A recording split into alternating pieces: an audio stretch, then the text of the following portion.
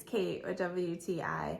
I'm gonna be honest with you, my day does not start until I have a good cup of coffee. Not just a cup of coffee, but a good cup of coffee. We love to use our single serve coffee maker, so having a great K-Cup is extremely important because they're not all created equal, right? And I love strong coffee. So I highly recommend Dunkin Midnight Dark Roast. This is no joke. If you are worried about K-Cup coffee being weak, this is the coffee for you because there's nothing weak about this dark roast. It is so delicious. It smells incredible when it is brewing out of your single serve coffee maker. It's super, super dark.